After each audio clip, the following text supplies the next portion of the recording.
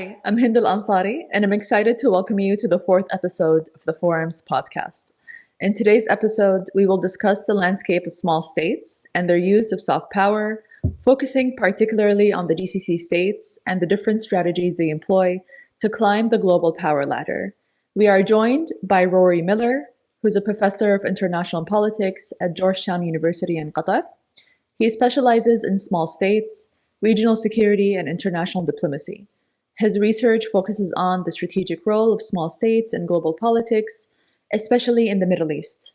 Miller has published extensively on the topic and more, with 11 books to his name. He frequently appears on global media platforms like Al Jazeera, BBC, CNN to discuss issues related to the Gulf politics and international security. Miller, it's great to have you. Thank you so much for joining us. Hey, thank you. Appreciate the invitation. Of course, our pleasure. Before we delve into our discussion, I'm curious to know what drew you to focus on small states and soft power in your research? Yeah, I come from Ireland, which is a small state by most measures, certainly in terms of its available natural resources, size of its population, on the margins of Europe. So I was always interested in how a smaller actor that's dominated by a bigger actor, in this case the UK, managed to achieve its objectives. And then when I became a PhD student, I was looking at security issues and I was looking at how small states maximize their security. So it started off with hard power. But of course, in the world we live in, you can't just focus primarily on hard power because the actual lack of surplus resources means that smaller actors need to find whatever available resources, tangible or intangible, available. So that's why, you increasingly end up looking at soft power strategies as well as hard power strategies, which are in a deficit. Mm-hmm. That's fair. And smalling of small states, you live in Qatar, and you're teaching at Georgetown at the moment. And the GCC states are, comprised of like much smaller states with the exception of Saudi Arabia. So examples such as Qatar, Oman, and the UAE have all used soft power in varying degrees to boost their global standing.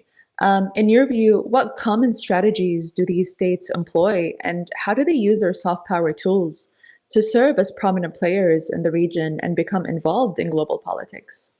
That's a big question.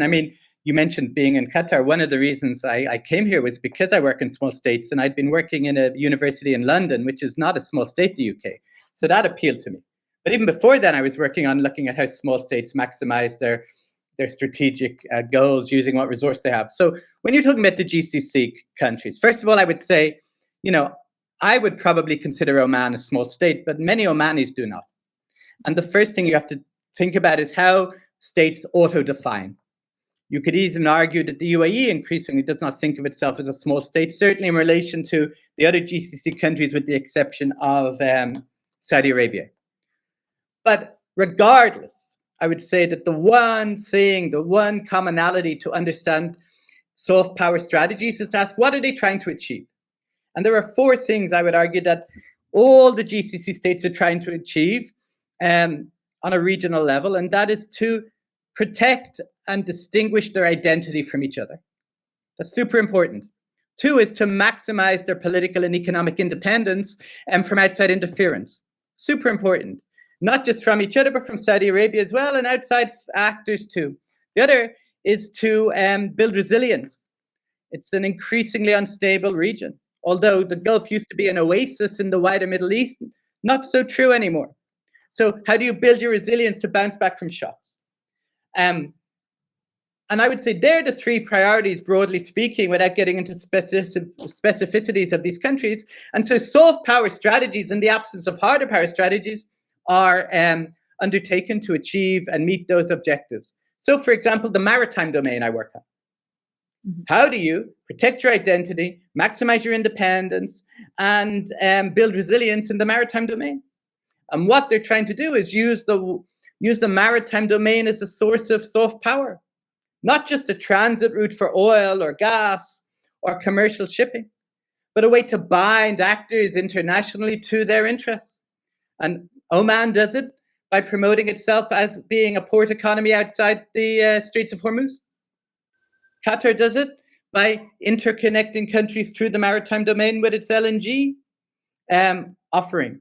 And the UAE does it very much by becoming a dominant player in the global port economy, so that countries all over the world think about UAE when they think about their maritime economy. So I have a project, a 3-year project underway with colleagues from around the world, looking at how small states build resilience in the maritime domain, and how the maritime domain adds to small state resilience. So that's just one example with the GCC states.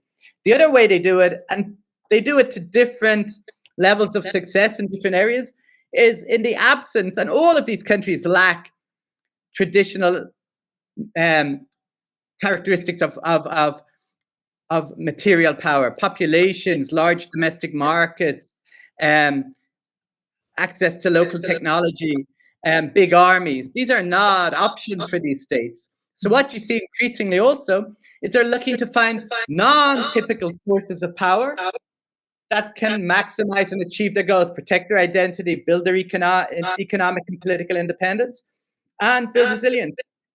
So what I'm thinking about here is rapid institution building, flexible maneuvering, being to adapt to the circumstances that they face from outside. You could look at smart strategic positioning, a super interesting thing that small states around the world are increasingly focusing on. How do you position yourself between bigger powers so that you can maximize your freedom of action? Mm-hmm. Adapting your diplomatic priorities in ways that defend your primary interests, but also demonstrate your strategic value to other actors, so that your success is their success and they have a stake in your stability and your future. So there are patterns of all of these more intangible, non-traditional ways that these smaller actors are acting in the Gulf that you can identify in the countries you mentioned. Now, Qatar itself has positioned itself as a key mediator in many regional and global conflicts. I mean, especially in relation to what you just said, that smaller states need to position themselves among global powers for their own benefits. But at the same time, things can be really tricky. But in terms of Qatar, which kind of punched above its weight in some situations, things have been working against it in some regards. But to give some examples of Qatar's involvement in mediation, because many people are focusing on the role of Qatar between the Israelis and the Palestinians, but they're also involved in other key issues happening around the world. So, for example, they have recovered Ukrainian children from Russia. They have evacuated the Afghanis in 2021 when America withdrew their troops. And as I mentioned, of course, Palestine-Israel, which in fact started in the 1990s. But when we look at other smaller states such as Kuwait or Oman, which have also sought to play neutral mediating roles, what makes Qatar's approach stand out, and how has it managed to sustain this role so far? Okay, I mean, this is an extremely topical question that people are talking about everywhere now, which in a way is why they're doing it. Because from the very beginning of the Father Emir's reign in 1996, his view was this: the more people know we exist, the safer we are in this region. And so when Al Jazeera was founded, he was asked very clearly, why did you found it? And he said, and I'm quoting, to put tiny Qatar on the map. Mm-hmm. So a lot of what you see in mediation is just a different instrument by which Qatar can remind people of its presence. And as I said earlier, demonstrating its strategic value so people have an interest in its well-being and its safety and its prosperity and its success. And as you say, Ukraine, and other examples of this, but for me, the important point is this doesn't happen without a very conscious awareness of decision makers in Qatar that they come from a small country that's super vulnerable. Mm-hmm. And so when they step outside their borders, it's about how can I proactively minimize our vulnerabilities on this particular issue, whether it's contributing and engendering regional stability and peace, or whether it's binding yourself to powers who will then have a stake in your well-being. But you cannot separate this mediation from its smallness. I had a European ambassador come to my class and say, Qatar is not a small actor anymore because it's so active. And I was like, you don't want to interrupt your guest speakers, but I was thinking, no, Qatar is so active because it's a small power. And that's the reality of the situation. Now, if you look at Oman Oman has a different view. Oman would not have the hyperactive foreign policy of Qatar. In fact, it has said no to involvements more than it said yes. But where it has acted, it's acted very effectively. Yemen, for example, vis-a-vis Iran. But again, that's in its near abroad. It doesn't necessarily have the ambitions of a Qatar to go to East Africa, to go to West Africa, Certainly not a Norway, the Oslo peace process, or the main actor in Sri Lanka. Even Qatar hasn't gone, out of area, so to speak. But of course, that's because there's plenty of things to do in area. Norway, not so much. You have to go looking for these conflicts to find. So what I would say to you is, Oman's branding and its self-identification is different. We want to stabilize our immediate region, and the best way to do that is to not take sides. Qatar is, we will proactively engage outside our borders where we can increase our visibility, demonstrate our strategic usefulness, and hopefully contribute in a proactive way to stability. Kuwait, I think, is quite different. Now, you have to understand, as I'm sure you do, Kuwait is in a different stage of its development than Qatar and the UAE. In the 1960s and 70s, Kuwait was far ahead of these countries in terms of its, I guess you could say, imaginative foreign policy, its engagement with countries like China, its emphasis on soft power like humanitarian aid and education. It was the first country to develop sovereign wealth funds. So Kuwait led the way in the 60s and the 70s. And then as its domestic political situation became more complicated, and then it had the setback of Saddam's invasion in 1990, 91, you see it looking more inwardly and being a less effective or consistent actor, either regionally or internationally. If you look at, for example, Kuwait's mediation of the embargo of Qatar, all the local actors were happy to allow them to take a lead role, but they were not effective in ultimately contributing to a final end to the embargo like maybe they would have been earlier. So Kuwait is doing this on a much more marginal level. It isn't making it as a centerpiece of its foreign policy.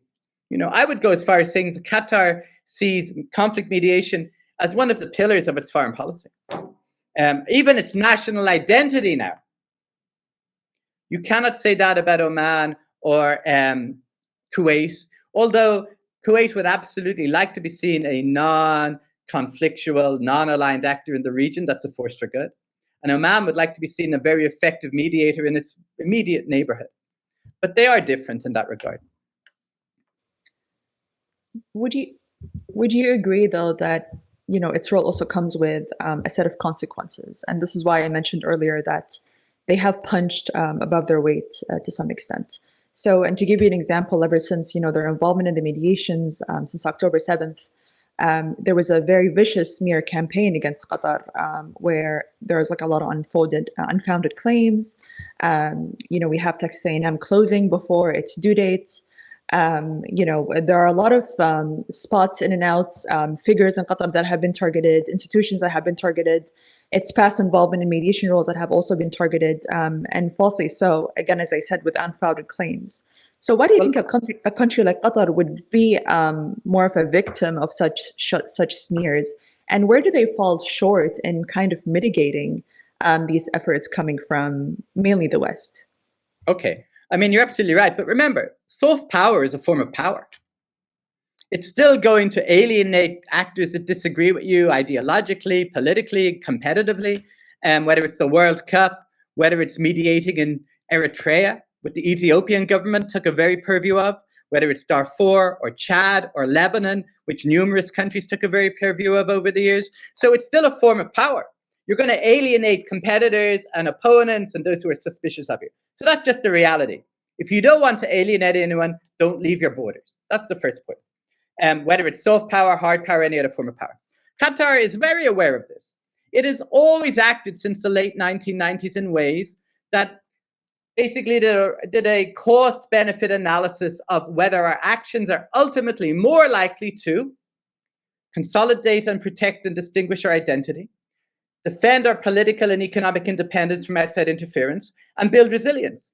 And so, in a nutshell, and I can talk about this not just in the context of Gaza, but in other contexts, I would say that the assessment still is that despite the intense and unjustified and unfair and inaccurate criticisms coming mainly from the West, that on balance, this policy is contributing in a positive way to independence, resilience, national identity.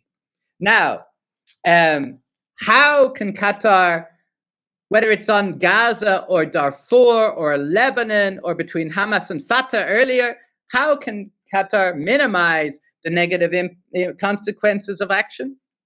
Well, I mean, that's difficult, you know.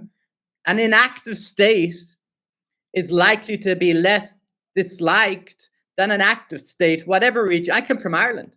You can go to any conflict hotspot in the world and everyone will like the Irish because they don't actually do very much, right? And what they do is benign. And they also have the luxury of operating in an environment and in a region where they don't have anyone undermining them and they don't have any significant competitors. Whether it's Turkey and Greece or Israel and Palestine, everyone likes the Irish, right? And on and on and on and on. So what I'm saying to you is Qatar had little choice in its own estimation for the last 20 years, culminating in Gaza, of not being reactive or inactive and not being a victim of outside, trying to shape your own reality. And that's going to come with a price. And that's unavoidable. Now, what you have in the US is a very effective smear campaign against Qatar that is not based on any viable or valid arguments, but it's preaching to the choir, so to speak. But again, I would even say now that on balance, decision makers in Qatar are thinking this is something we can afford, given the benefits of what we are doing, both in terms of promoting some sort of settlement and humanitarian contribution to an awful crisis, but also in terms of our longer term identity, security, influence. And I'll just add one more thing. Being a proactive actor that punches above its weight and takes on difficult things gives you the luxury of also sticking true to your values. Because other actors take your interests into account. They also understand that you're a key actor in a conflict and in contributing to a solution to the conflict, so they leave you be. And you know, this is almost a textbook. Gaza may be the topical issue and a really awful situation, but it isn't different than Qatar's decision to invite the United States to open a military base. Risky move. Short term, not a lot of benefits. Long term, you're binding yourself to the US defense strategy in the region. But what it does, it gives you freedom to be a mediator, to build your identity, to protect your political and economic sovereignty, and to build resilience. So every substantive decision that Qatar has taken, including mediating Gaza, has been done to achieve those three objectives: develop your identity, build your resilience, and protect your independence. Al Jazeera, as you know, every Arab country took issue with Qatar over Al Jazeera over 2 decades. Saudi Arabia broke diplomatic relations for about 7 years. But again, it's our identity, it's our resilience, it's our political and economic sovereignty. Now, you could argue they can hire better public relations companies, or you can argue that they can make their case better in particular examples here and there at the UN or wherever. But I don't think that's the issue. I think the issue is, how do you demonstrate your strategic value to those actors that matter? And how do you do it in a way that gives you the freedom to make your own decisions and make your own policy? And that's far more important to a small state than being criticized unjustly in the international media. Although, of course, they don't want that either. Relationship, I find the relationship between Qatar and the US quite interesting, because typically the dynamic works is that US goes to Qatar, requests us to host a certain group that the US views as the enemy, in this case Hamas. The Taliban as well, they have an office that was requested by the US to be opened. But at the same time, when we look at certain, congressmen and women, some of them have made claims that also contribute to smearing Qatar or working against it, which is quite interesting for me because, in the end of the day, this is for the U.S. interest. When Qatar hosts Hamas, when it enables channels where they can negotiate with Hamas, they're involved.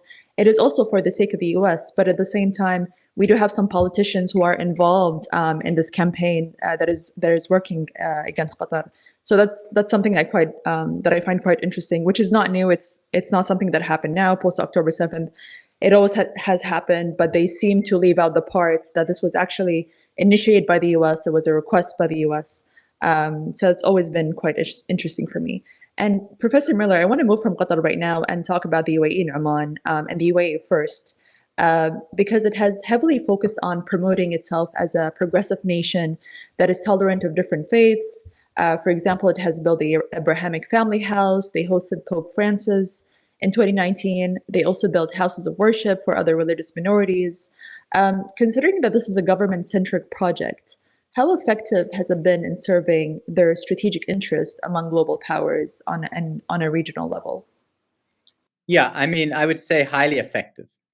I would say if you're comparing the UAE to other actors in the region, the one thing that they're very strong at is having a clear understanding of what policies are going to be impactful internationally. In other words, what should we invest our efforts in to gain the most impactful reward, so to speak, in terms of what we want to achieve? And these are very significant moves, not because of what they represent in and of themselves, having a broadly open understanding on a governmental level of different faiths. But what they're demonstrating is their brand. And their brand for at least a decade now, has been a liberal leader, an enlightened entity in the region. Okay, and that's what they are. That's what they come across as, and that's what they're promoting. So they're very good at, again, rapid institution building, flexible maneuvering, smart strategic positioning, not just in terms of mediation where Qatar leads the way, but in terms of positioning yourself as a player on a regional and global level at the United Nations, at the UN Security Council, among different faiths and whatnot. So they have a different strategy than Qatar.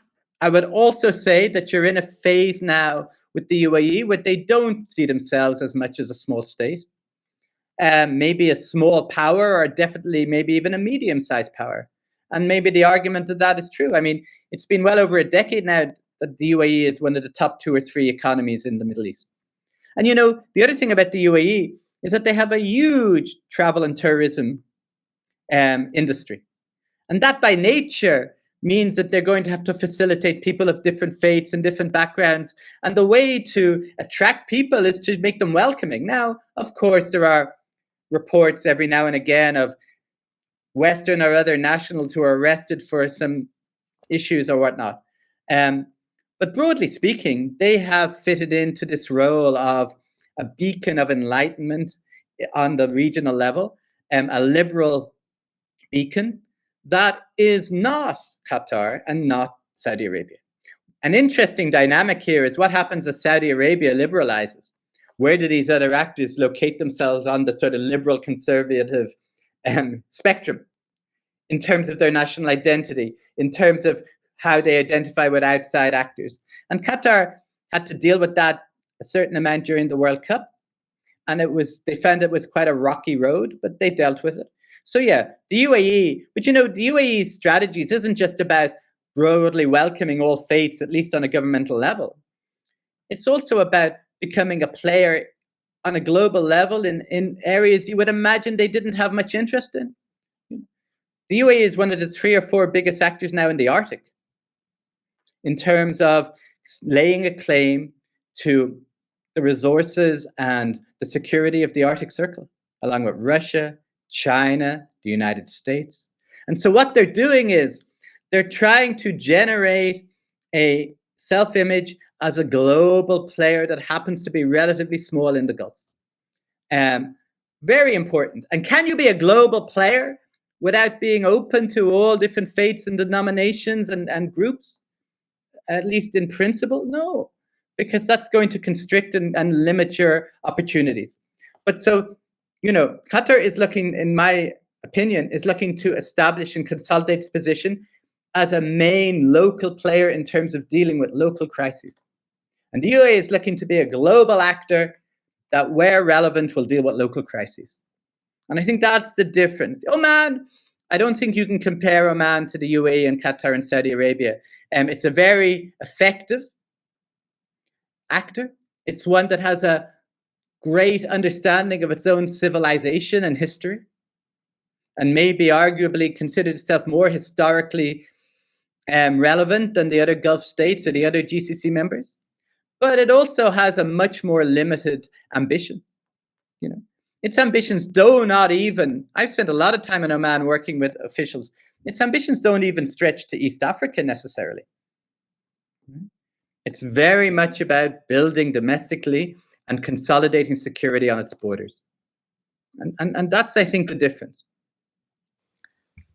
One of the questions that come to mind, Professor, based on what you were just saying, how important is it for these states to reconcile their foreign policy strategies and soft power, which they employ with these major powers, with the inside or the domestic politics, especially when there might be some contradiction between the values that you see stemming from the foreign policy approaches and, internally, where some beliefs might contradict the actions that these governments employ abroad.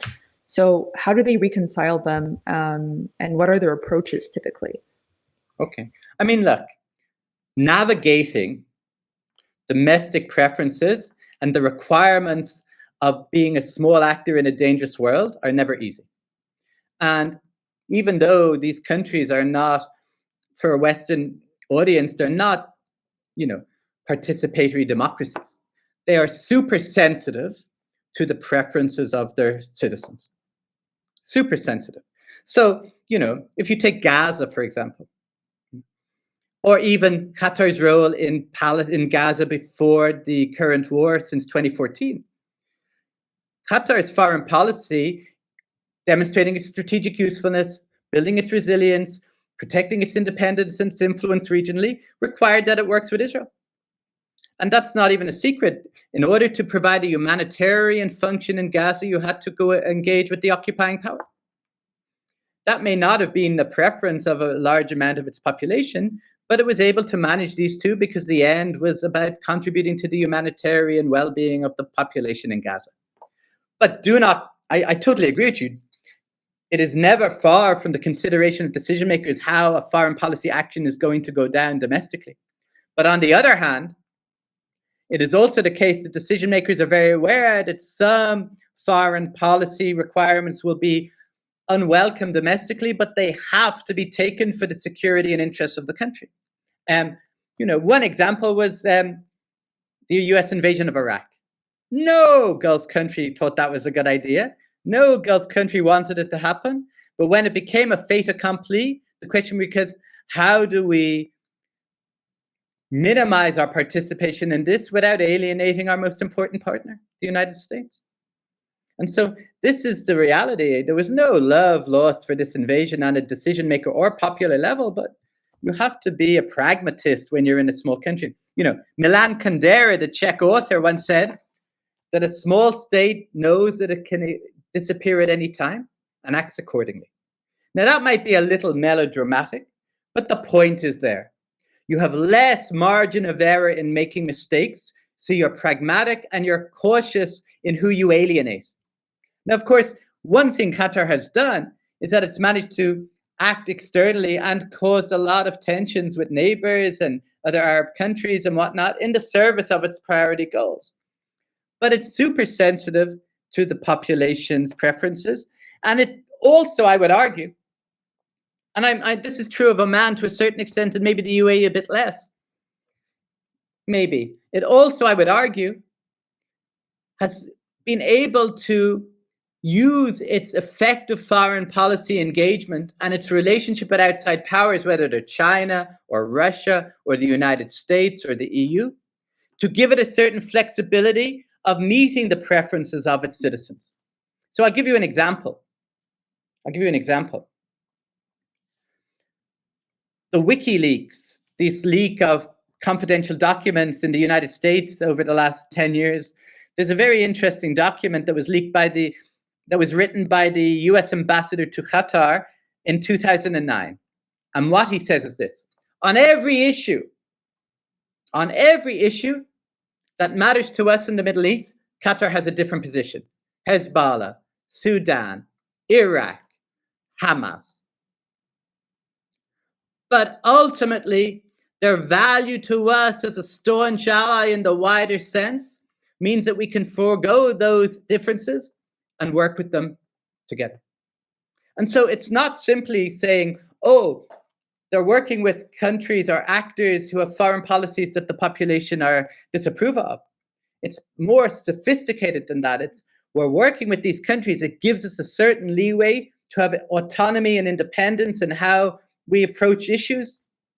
And I think that's an important point too. Comes perhaps the million-dollar question. What will happen when all these countries run out of their resources? It's unlikely that they'll be able to afford the same level of power they have now, but at the same time, some of them are heavily investing in areas that might generate revenues that to some degree would make up for the absence of wealth provided by oil and gas. So what are your thoughts on that? Yeah, I mean, look, soft power, financial power, realpolitik, whatever you want to call it, there's an important financial component. A lot of Qatar's mediation was financially possible because it has significant surplus resources due to its LNG. UAE is an extremely wealthy country too. And, you know, the dominant part of the UAE is the part of the UAE that has the most energy. So you cannot disassociate one from the other. But what they are doing now, apart from the obvious, which is diversifying, not domestically, but externally, what they are doing now is they are looking for alternate sources of revenue when inevitably at some point in the future, oil and gas revenues reduce. But I have to tell you, that is not in the short term. Qatar, the UAE, still understand very clearly, because they're setting the global agenda on this, that oil and gas are part of the solution to the climate crisis. They're not part of the problem. They have set this agenda very clearly. It's one of the few issues that all the GCC countries come together on.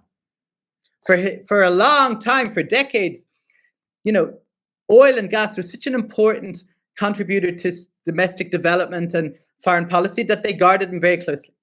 But they all agree now that do not blame oil and gas for the climate crisis, because oil and gas is going to help us get out of it through its revenues and whatnot. So yes, there will come a time eventually, maybe not in our lifetimes, but a time eventually when oil and gas reserves will be less important in terms of generating income. But these countries are rapidly trying to address this. You have, you know, Saudi Arabia's 2030 strategy. You have Qatar's wide diversification into investments all over the world. You have UAE doing it as well.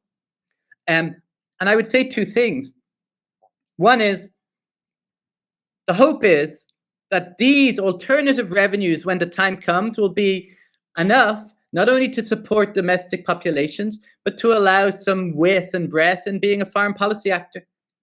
But the second point I would say is this. A lot of what these countries are doing now is thinking of innovative ways to be impactful outside their borders that do not need material resources. Moral standing, demonstrating value so that others will basically come to you and take your interests into account without having to pay for it. Rapid institution building. You know, these are very important ways. And when I institutions, I mean skyscrapers. I mean building agreements with partners on a rapid basis so that you can bind yourself to them. Also reimagining the region. So both Aramco and Qatar Energy consider themselves global energy players now, not vulnerable necessarily to the ups and downs of the region, but as equally comfortable being based in the Western Hemisphere as in the global South. And so you have three areas. One is finding instruments of power that do not necessarily need significant financial resources. Two, finding alternative revenue streams. And three, moving out of dangerous regions and spreading your existing resources in ways that will reduce your risk. And the obvious example of that is Qatar Energy's plan for the last 7 or 8 years to become a leading exporter of LNG from the United States. Why? Not so that it can reach its customers in Latin America quickly, but so the next time it's isolated, blockaded, embargoed, it can still continue to use its most important source, not only of financial gain, but of influence, which is binding itself to its energy partners so that they have a vested stake in your success, stability, and order. But yes, I mean, once that is all said, it is also true that these countries also think in the medium term about a world where hydrocarbons are less popular, less in demand, and they're also doing that. But an interesting point that I work on energy security in small states, that you also start seeing competition between these countries in the renewable sphere. Solar power, blue hydrogen. So in a way, you have cooperation on a strategic level because it's in all their interests, but you also have competition on a tactical level where they're still vying all now for being an influential actor in the different areas of renewables. So it's an ongoing evolutionary organic process whereby these countries are still grappling with their size, and excluding Saudi Arabia, in territorial and human capital terms, but are trying to be innovative and original. Thank you.